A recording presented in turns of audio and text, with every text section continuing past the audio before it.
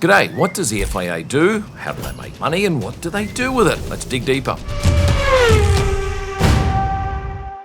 No doubt you've seen this logo. It belongs to the International Automobile Federation, or FIA, and they're the governing body of world motorsport. You probably know them from their involvement in F1, where among other things they make and enforce the rules. In their role they come under a fair bit of criticism, as any referee does.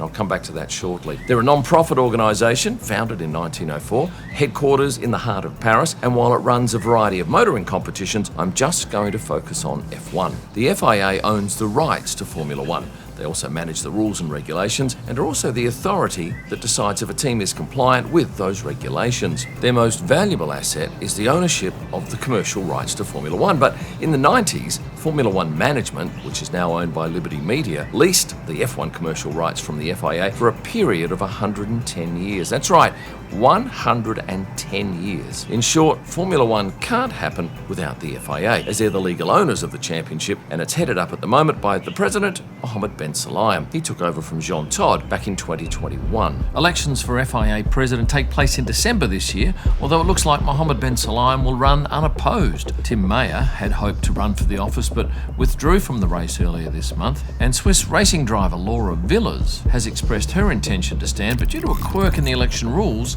she can't. She's not sitting by idly though, she's taking legal action, and a court hearing has been set down for November 10. So how do they make money? Well, in 2024 their operating income was $205 million. That was up 17% on the previous 12 months, and they turned a profit of some $3.5 million. Now that's the first profit in almost a decade. In fact, if you go back to 2021, they lost $27 million. Despite these big numbers, they are a not-for-profit organisation, and the profits are directly reinvested into the 7 World Championships and its member clubs. Let's look at FIA's main revenue streams from Formula One. Super licence fees. Each year, every driver must stump up for their super licence. In 2025, drivers paid around 6.2 million euros, 7.2 million US, and for that, each driver is allowed to race. They pay a base fee plus an amount for every point that they scored in the previous season. Now, it typically doesn't come out of the drivers' pockets. Instead, the teams pay that fee. On top of that, each team must pay an annual entry fee to the FIA, and in 2025, that totaled around 26 million US, up 7% on 2024. Then there's the commercial revenue. Each year, Formula One management pays FIA a percentage of the overall revenue generated by the business of Formula One. That includes media rights, sponsorships, and race promotion fees. They also earn extra fees from sprint races and other activities related to the regulation and administration of the sport, including driver and team fees. Some examples of fines include Haas having to cough up 5,000 euros for leaving a fan attached to Oliver Behrman's car on the reconnaissance lap prior to the Monaco GP this year. Carlos was fined 20,000 euros with 10k suspended for being late for the national anthem in Japan, and V-Carb was pinged 5,000 euros for an unsafe release in China. But where does that money go? Well, it's not frittered away on fancy meals for stewards, as some have suggested. The FIA says it goes towards beneficial initiatives such as grassroots motorsport, road safety projects, and campaigns like their focus on online abuse. Staff-wise, the FIA has around 65 at every race. Roman, Anton and Cameron will oversee media passes for photographers and journalists, and there can be up to 400 per race. They also oversee the main press conferences hosted by Tom Clark. The FIA runs the TV media pen. They handle the start and finish procedure for each race. They coordinate the activities in Parc Fermé and oversee the podium ceremony. The stewards, yes, they're provided by the FIA, and their job is to manage the race itself and preside over incidents that occur during each event. To ensure all the cars comply with the regulations the FIA issues, they provide the scrutineers and marshals. They even provide 2 or 3 people to coordinate the grid kids come race day. Like the 10 F1 teams, they have a sizable presence in the paddock. It's here that they entertain a range of celebrities, dignitaries and fellow FIA members with an impressive array of food and beverages. If you have to meet the president, you'll probably do it here, where he has his own office.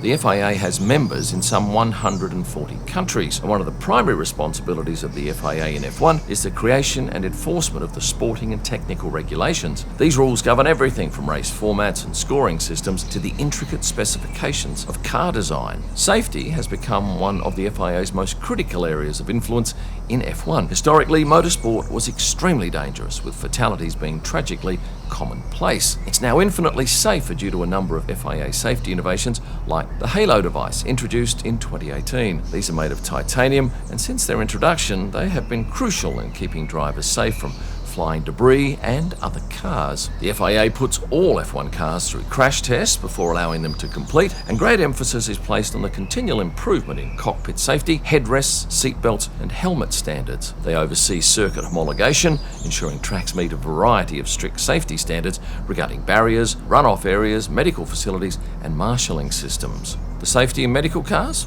Yes, they too come under the FIA's control, as do the ambulances and rescue teams on standby at every event. The FIA medical delegate works with local teams to ensure rapid and expert response to all accidents. These people? They're FIA scrutineers. They inspect the cars to verify that everyone's playing by the rules, and any deviation, intentional or accidental, can result in penalties, disqualification or exclusion from results. Think George Russell, last year's Belgian GP, when his car came back underweight and his win was taken off him. But like any referee, they cop a hiding from drivers, teams, commentators and fans, particularly on social media. As the referee, that's probably always going to be the case. You can't please everybody. There have been calls to make the FIA stewards permanent. They rule on incidents and infringements, but at present, these stewards aren't permanent staff, which many claim is behind different penalties being imposed on different drivers. The race director, appointed by the FIA, manages the overall conduct of the race, including issuing red flags, deploying the safety car and restarting sessions. Following the end of the 2021 Abu Dhabi Grand Prix, where Michael Massey's controversial late race decision impacted the championship outcome, the FIA reviewed and restructured its race management process. They introduced a virtual race control room, similar to VAR in soccer, and revised communication protocols between teams and race control. At the time of recording this video,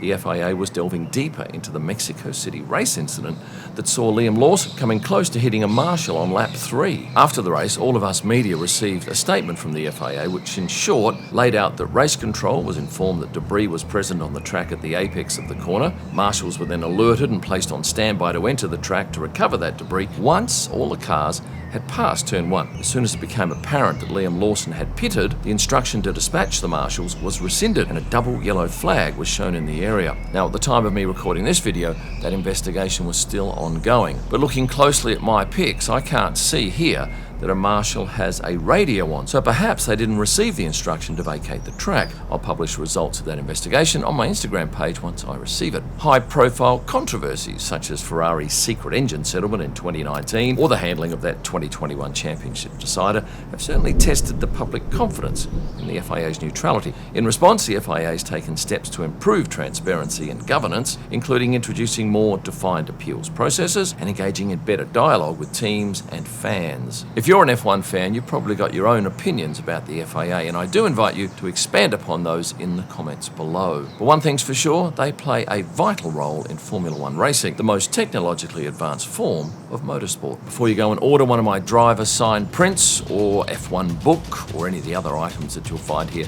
at kimillman.com, please hit the like button. And for those of you unsubscribed, come on, join the fold, you'll love it. Thanks for watching. And stay passionate.